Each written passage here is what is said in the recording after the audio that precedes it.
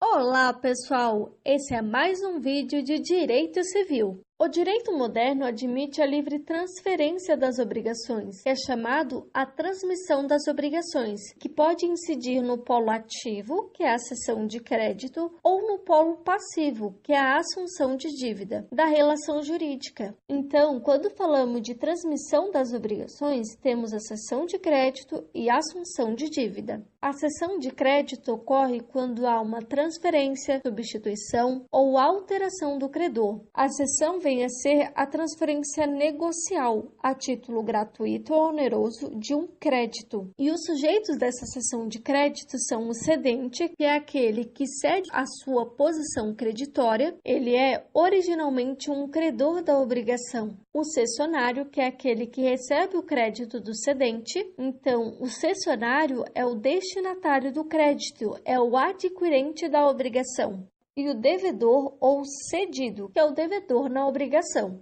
Existe a classificação da cessão, que poderá ser gratuita ou onerosa, conforme o cedente exija ou não uma contraprestação do cessionário, total ou parcial, conforme o crédito seja cedido. A convencional decorre da declaração da vontade mediante acordo. A legal é aquela que resulta da lei. Já a judicial, ela resulta de uma decisão judicial, muito comum em ações judiciais que visam a partilha de bens, por exemplo. Na cessão pró-soluto, o cedente apenas garante a existência do crédito, sem responder pela solvência do devedor. Já na cessão pró-solvendo, o cedente obriga-se a pagar se o devedor cedido for insolvente, e existe 3 situações em que o cedente será responsável pelo crédito que ele cede. Assim, o cessionário pode se voltar contra o cedente. Em caso de má-fé, se o cedente cedeu o crédito para o cessionário sabendo que o devedor era insolvente,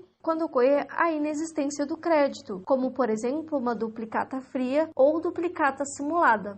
Ou quando houver acordo de vontades, ou seja, firmar um acordo com o cessionário. A assunção de dívida ocorre quando há uma transferência, substituição ou alteração do devedor e consiste no ato de terceiro assumir a obrigação do devedor e só poderá ocorrer mediante aceitação expressa do credor. Essa assunção de dívida ela poderá ser liberatória. Ocorrerá a situação em que haverá uma perfeita sucessão de débito, restando, portanto, exonerado da dívida o devedor. Se preenchidos os requisitos, o devedor será completamente liberado. Sendo os requisitos o consentimento expresso do credor, a validade da assunção e a solvência do assuntor no momento da assunção.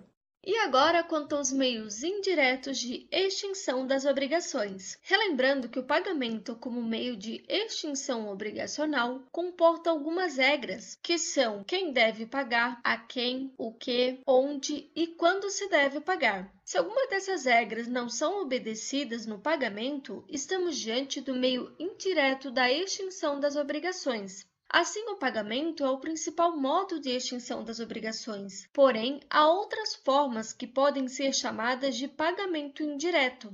A primeira hipótese é do pagamento em consignação. A consignação consiste no depósito judicial ou em estabelecimento bancário da coisa devida, nos casos e formas legais, tendo por objetivo liberar-se da obrigação. E de acordo com o artigo 335 do Código Civil, é possível a consignação nas seguintes hipóteses. Inciso 1º. Se o credor não puder ou sem justa causa recusar a receber o pagamento ou dar quitação na forma devida. Inciso 2º. Se o credor não for nem mandar receber a coisa no lugar, tempo e condições devido. Inciso 3º. Se o credor for incapaz de receber, for desconhecido, declarado ausente ou residir em lugar incerto ou de acesso perigoso ou difícil. Inciso 4º. Se ocorrer dúvida sobre quem deve legitimamente receber o objeto do pagamento. Inciso 6º. Se pender litígio sobre o objeto do pagamento. A segunda hipótese é do pagamento com subrogação. A subrogação é sinônimo de substituir, que significa tomar o lugar de alguém em uma relação jurídica. E pode se dar por força de lei, quando ocorre a transferência do crédito ao pagador de dívida alheia, ou por força de contrato ou de recibo com tal fim. O artigo 346 do Código Civil dispõe que a subrogação opera-se de pleno direito nas seguintes situações: do credor que paga a dívida do devedor comum, do adquirente do imóvel hipotecado que paga o credor hipotecário, bem como do terceiro que efetiva o pagamento para não ser privado do direito sobre imóvel, do terceiro interessado que paga a dívida pelo qual era ou podia ser obrigado no todo ou em parte. O pagamento realizado com subrogação irá transferir ao novo credor todos os direitos, ações, privilégios e garantias do credor primitivo. A outra hipótese de meio indireto de extinção das obrigações é a imputação do pagamento, que consiste na indicação ou determinação da dívida a ser quitada. Quando uma pessoa se encontra obrigada por 2 ou mais débitos da mesma natureza a um só credor e não efetua o pagamento suficiente para saldar todas elas. Por exemplo, se José tem 3 dívidas com Maria, uma de 100, outra de 200 e outra no valor de R$300. Porém, José só tem um valor de R$200, não conseguindo assim salvar todas as dívidas com Maria, e determina que a dívida a ser quitada é a segunda, no valor de R$200.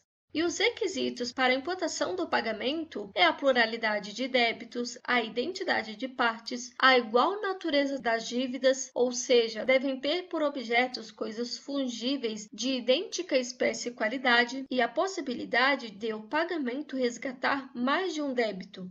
A outra hipótese de meio indireto da extinção das obrigações é a dação em pagamento, que é o acordo de vontade entre o credor e o devedor, por meio do qual o credor concorda em receber do devedor prestação diversa do que lhe é devida para exonerá-lo da dívida. E conforme a regra prevista no artigo 356 do Código Civil, o credor não é obrigado a receber outra coisa, ainda que mais valiosa. No entanto, se aceitar a oferta de uma coisa por outra, se caracteriza dação em pagamento.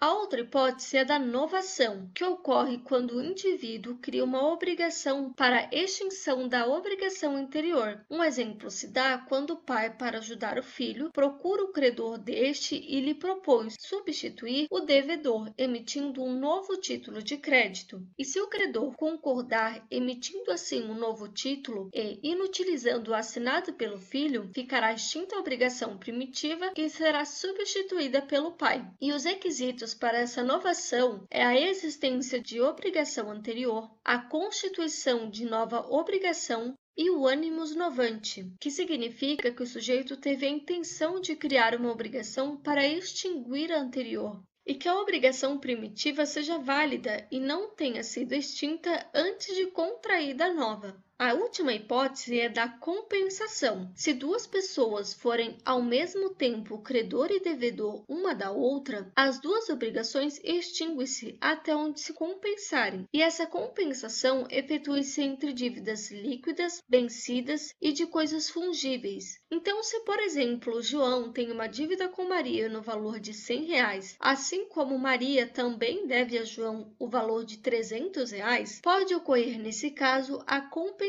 da dívida. Então, Maria pagará a João um montante de R$200. É isso, pessoal! Aguardo vocês no próximo vídeo e não se esqueçam de dar um like e se inscrever no canal.